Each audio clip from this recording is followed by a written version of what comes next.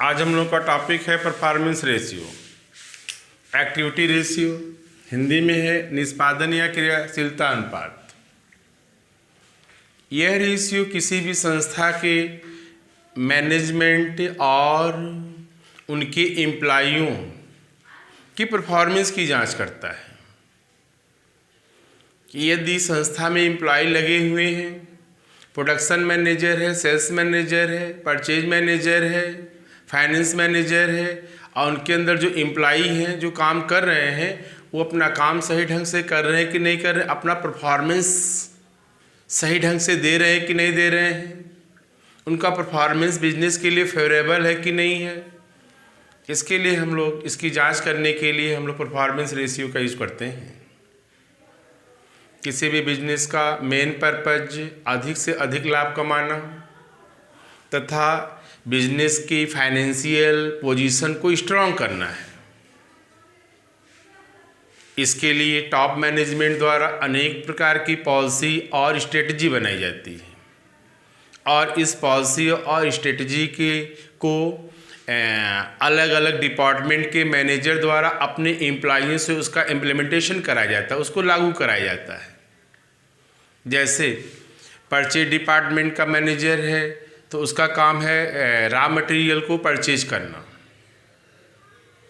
Production department का manager है तो रॉ मटेरियल से उसको प्रोडक्शन करना, कितनी क्वांटिटी परचेज डिपार्टमेंट से उसको डिमांड करता है और फिर क्या करता है वो प्रोडक्शन करने का काम करता है।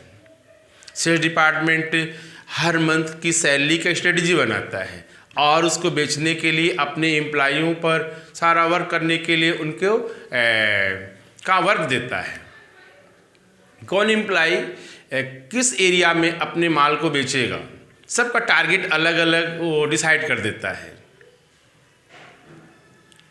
इसी तरह तो हमको ये देखना है कि यदि परचेज मैनेजर माल परचेज कर रहा है तो परचेज एक ही बार में कर रहा है कि कई पार्ट में कर रहा है।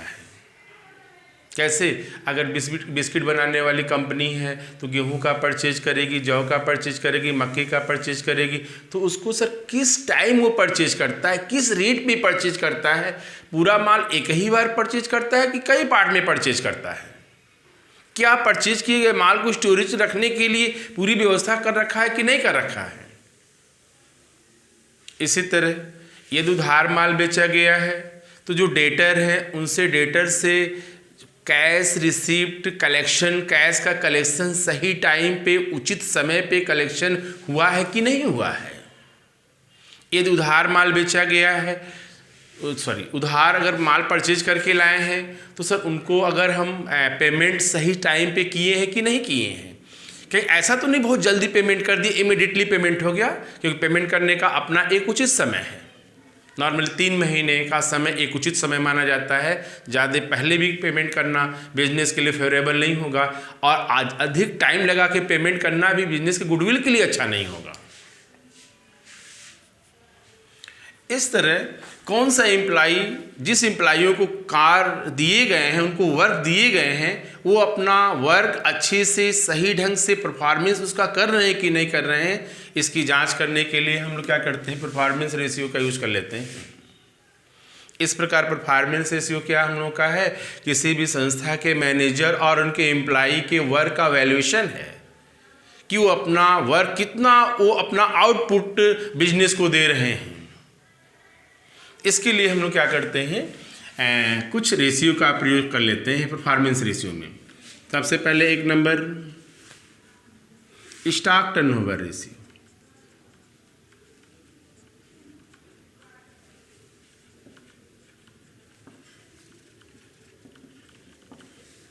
स्टॉक टर्नओवर रेशियो क्या हम लोग का है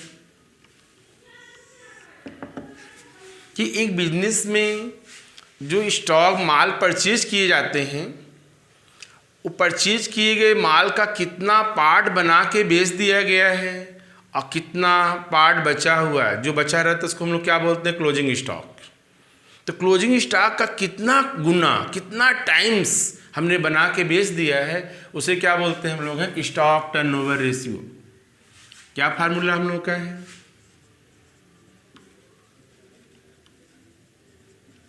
cost of goods sold upon average stock. इस प्रकार stock turnover ratio revealed relationship between cost of goods sold and average stock. जैसे 1,00,000 रुपए का माल परचेज किया और स्टॉक कितना का बचा हुआ है, हम लोगों का क्लोजिंग स्टॉक जो है 20,000 का है। तो यदि क्लोजिंग स्टॉक 20,000 का, इसका मतलब 80,000 का हमने बना के बेच दिया, तो 80,000 क्या कहलाएगा हम लोगों का कास्ट ऑफ गुड्स सोल्ड, और जो बचा हुआ स्टॉक क्या कहलाएगा एवरेज स्टॉक। इसका मतलब क्या हुआ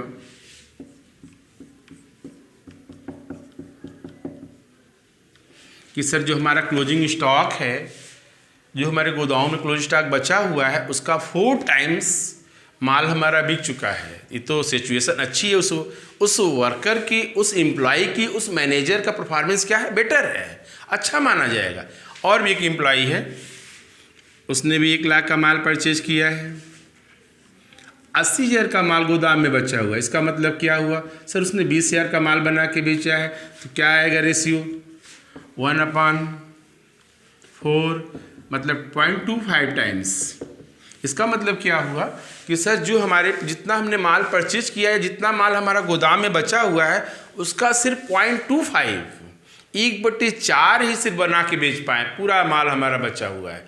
तो इस एम्प्लॉय का परफॉर्मेंस अच्छा नहीं माना जाएगा, इस एम्प्लॉय का परफॉर्मेंस अच्छा माना जाएगा।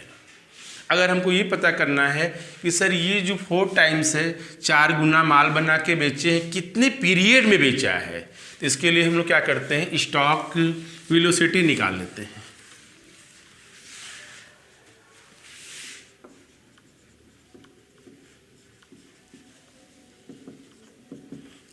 स्टॉक गतिशीलता या स्टॉक टर्नओवर पीरियड, मतलब जो टर्नओवर हुआ है उसका पीरियड कितना रहा।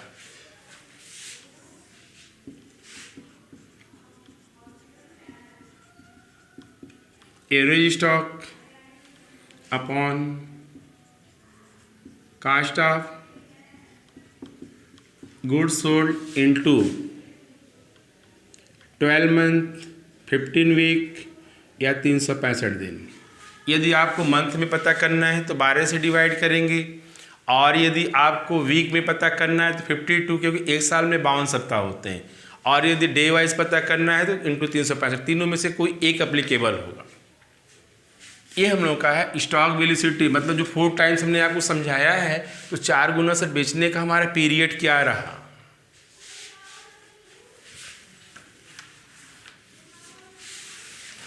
अगला हम लोग का रेशियो है परफॉर्मेंस रेशियो।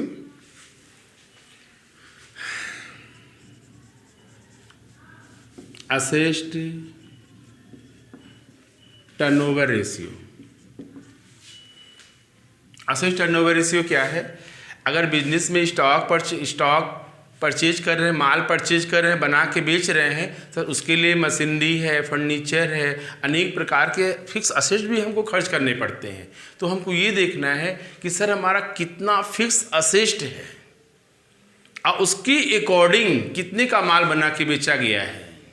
10 लाख की प्रॉपर्टी, फर्नीचर, सोफ़ा वोफा कुर्सी लगी हुई है, और हमारा बिक्री क्या है सर 1 लाख की है, 50,000 की है, 20,000 की है, तब तो सर ये फालतू में इतना सोफ़ा कुर्सी, टीवी, फ्रिज, कूलर, एसी लगाने से क्या मतलब है। ये जितना बिक्री हो, जितना हमारा सेल्स वॉल्यूम है, उसी के अकॉर्डिंग भी अपना फिक्स असेट रखना चाहिए। तो कहीं ऐसा तो नहीं ज़्यादा फिक्स असेट हमने में इन्वेस्ट कर रखा है अपने स्थायी संपत्तियों में। इसके लिए हम लोग क्या करते हैं, असेट टर्नओवर रेशियो। क्या फार्मूला है, cost of goods sold upon total assets. ये ध्यान रखेंगे फिक्टिशियस को छोड़कर। अगला हम लोगों का रेशियो है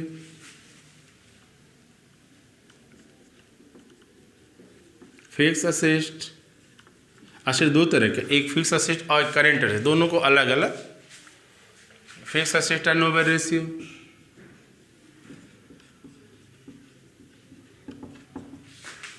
same situation, same definition, upon fix assets. Next हम लोगों का परफॉर्मेंस रेशियो क्या है, current assets, turnover ratio, cost of goods sold upon current asset.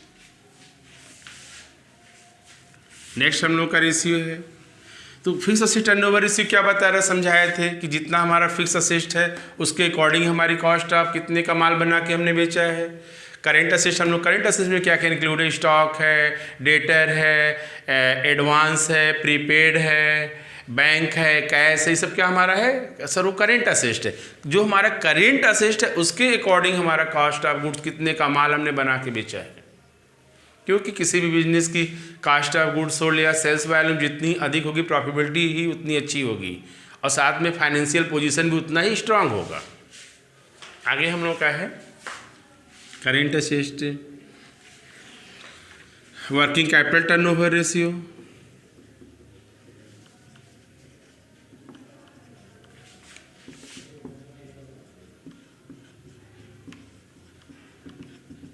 Working capital क्या हम लोगों का है, working capital means current assets minus current liability, मतलब बिजनेस के डेली वर्क करने के लिए लिक्विडिटी का होना ज़रूरी है। तो डेली वर्क करने के लिए जो हमारे पास कैपिटल अवेलेबल होती है उसे हम लोग क्या बोलते हैं, वर्किंग कैपिटल। जैसे हमारे पास जो है 50 रुपये कैश है, 20,000 रुपये का स्टॉक है, 50 भी 70 हो गया, 10,000 की सर हमारी करेंट लायबिलिटी है, मतलब कभी भी उसको हमको बियर खर्च करना पड़ सकता है, कभी भी उसका पेमेंट करना पड़ सकता है। तो सर 90,000 में से 70,000 में से हम लोग 10,000 घटा देंगे तो क्या निकल के आएगा हमारा वर्किंग कैपिटल। मतलब सर वर्किंग कैपिटल से अपने बिजनेस को हम लोग ऑपरेट करते हैं। डेली वर्किंग ऑपरेटिंग के लिए सर हमारे पास जो कैपिटल वही हमारा क्या है, वर्किंग कैपिटल है। Cost of goods sold upon working capital, working capital equal to current assets minus current liability. अगला हम लोग का रेशियो है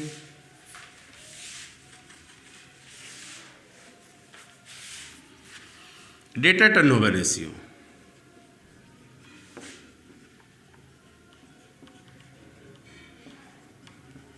मीन्स सर जिसको उधार माल बेचा गया है वो व्यक्ति हमारे लिए डेटर है, वो संस्था हमारे लिए डेटर है। तो सर वो डेटर का टर्नओवर, मतलब डेटर में चेंजेस टाइम टू टाइम हो रहे हैं कि नहीं हो रहे हैं। सर अगर टाइम टू टाइम होने का मतलब ये पेमेंट मिल रहा है, नाम चेंज हो जा रहा है, फिर पेमेंट मिल रहा है, नाम चेंज हो रहा है। आप उधार ले जाइए लेकिन पेमेंट भी करते रहिए ताकि हमारा टर्नओवर बनता रहे, टर्नओवर हमारा कंटिन्यूटी बनी रहे उसमें। इसके लिए हम लोग क्या करते हैं, डेटा टर्नओवर रेशियो का यूज कर लेते हैं। Credit sales upon average debtor and BR, bills receivable. जो डेटर बिल्स एक्सेप्ट कर लेते हैं उसके लिए हम लोग क्या लिखते हैं, बीआर। डेटर कम होता है बीआर बढ़ता है, बीआर कम होता है तो डेटर बढ़ जाते हैं, है ना। ये रेशियो जितना ही अधिक होगा बिजनेस के लिए उतना ही अच्छा माना जाएगा। ये माना जाएगा कि डेटर समय समय से अपना पेमेंट भी करते जा रहे हैं। कम होने का मतलब ये है कि सर वो डेटर और हमारे कर्मचारियों के बीच मिली भगत है, पैसा मांगने जाता है, चाबी के भाग आता है, 10 रुपये घूस लेके चला आता है। अगर हमको ये पता करना हो कि सर अगर डेटर में टर्नओवर तो है, पेमेंट तो हो रहा है, तो उसका पीरियड क्या हम लोग का है, इसके लिए हम लोग क्या करते हैं, एवरेज कलेक्शन पीरियड या वेलोसिटी निकाल लेते हैं। वेलोसिटी गतिशीलता, क्या गतिशीलता उसमें है, क्या फार्मूला हम लोग का हो जाएगा। फार्मूले को पलट देते हैं, average debtor and BR upon credit sales into 12/52/365। यदि आपको मंथ में पता करना है तो 12 से मल्टीप्लाई करना है, वीक में पता करना है तो 52 से पता करना है, और डे में पता करना है तो 365 से गुणा करना है आपको, ठीक। तो ये पीरियड हमको ये शो करता है कि सर कितने पीरियड में डेटर से हमारा कैश उधार जो हमने माल बेचा है वो कलेक्ट हो जा रहा है बिजनेस को। आगे नेक्स्ट हम लोग का परफॉर्मेंस रेशियो क्या है? Creditor turnover ratio.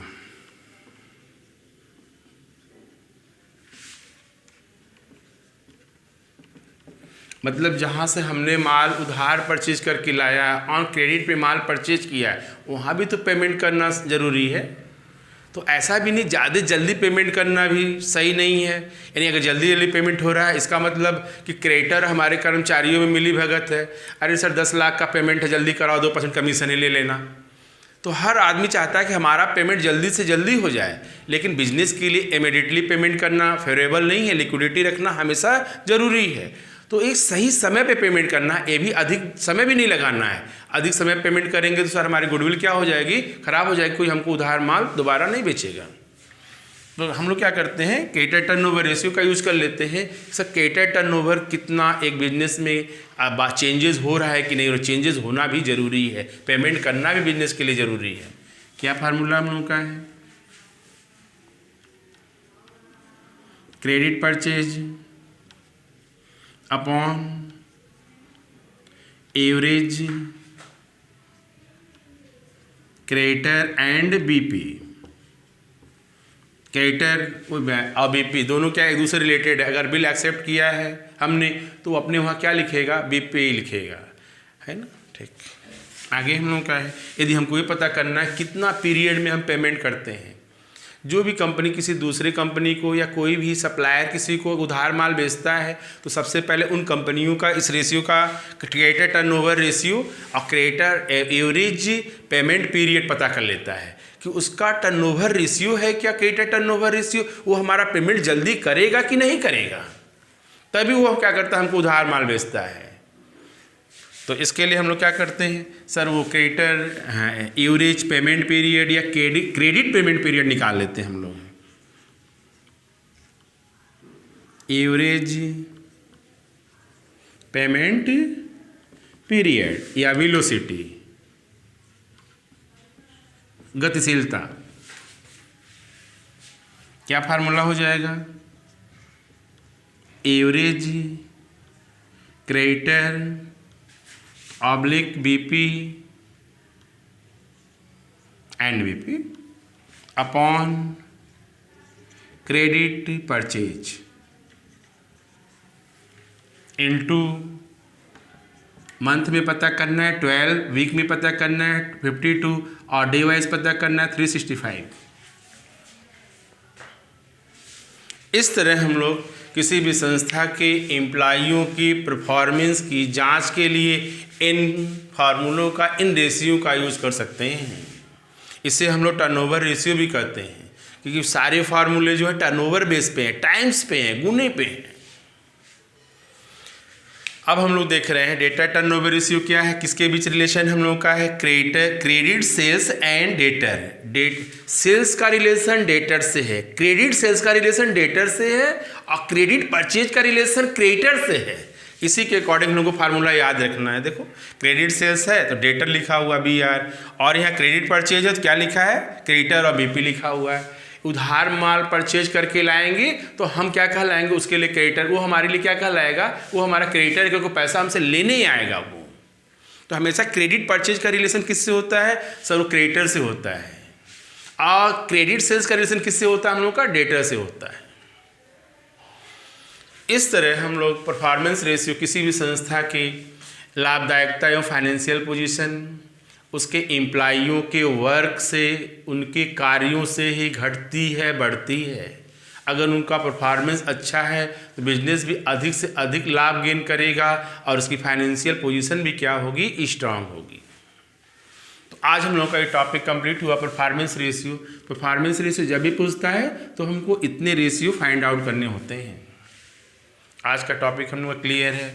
वीडियो अच्छा लगे तो लाइक ज़रूर कीजिए, सब्सक्राइब कीजिए। Thank you.